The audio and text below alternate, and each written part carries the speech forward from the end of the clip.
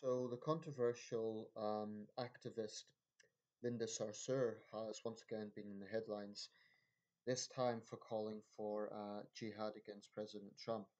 Now, she's been quick to emphasize, so have her supporters, that jihad in this context is non-violent. Um, the word itself actually means struggle, so she's insisting that it is in that context. Um, I'll say what I say about everyone who criticizes Trump or any other leader. She's got every right to criticize Trump. Fine.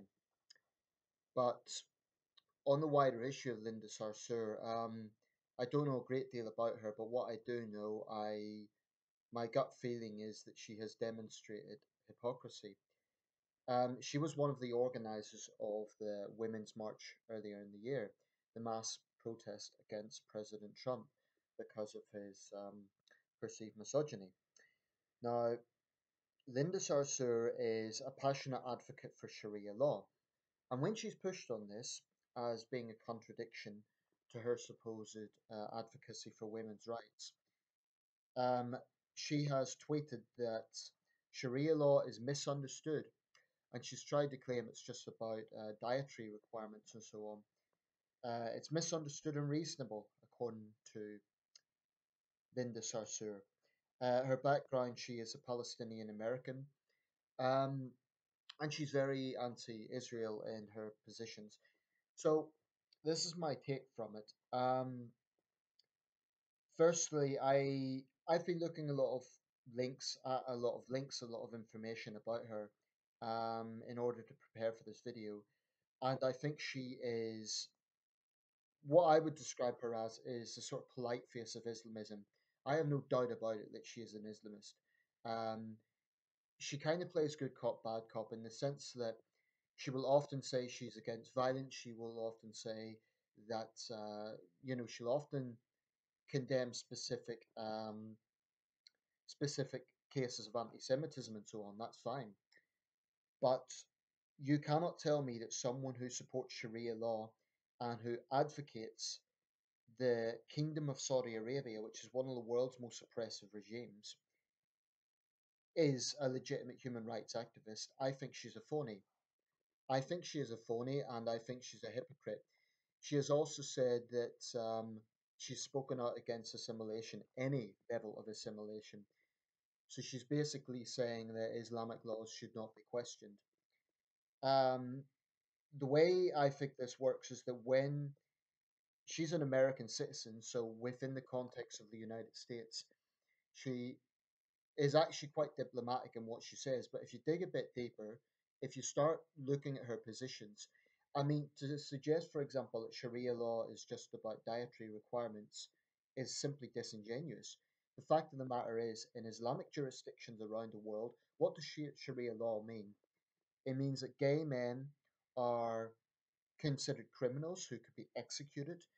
It means that women who are victims of rape can be stoned to death for adultery. It means that thieves can have their hands amputated, alleged thieves.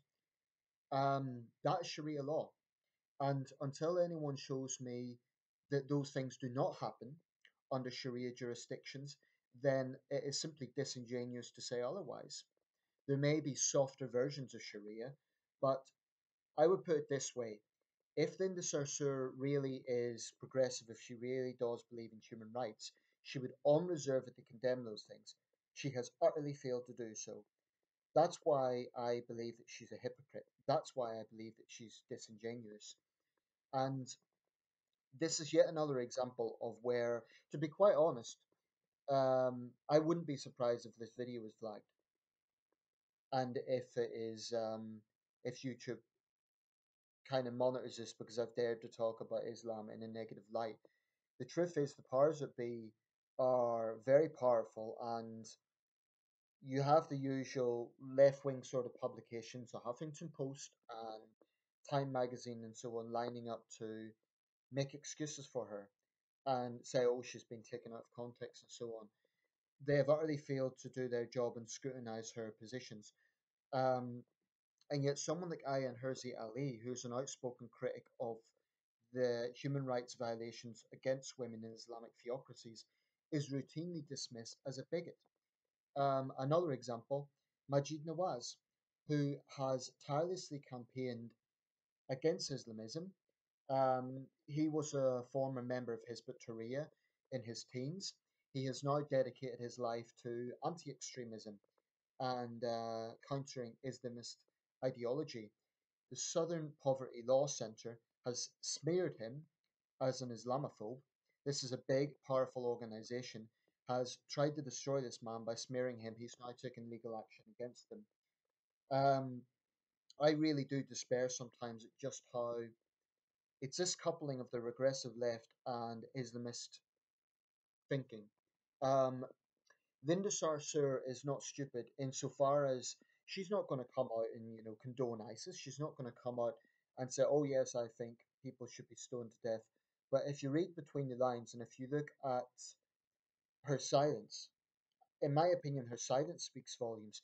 If she really is for human rights, she would be speaking out against these things. She has failed to do so, and the paradox of that is just astonishing.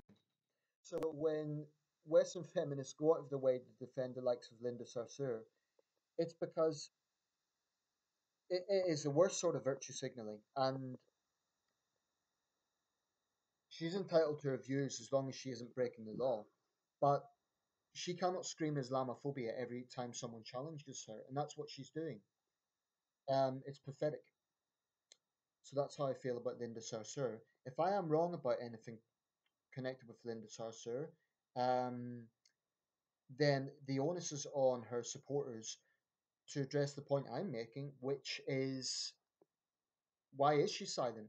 Why is she silent on people being stoned to death under Sharia jurisdictions? If we're all just ignoramuses who are misunderstanding Sharia, how do you condone that?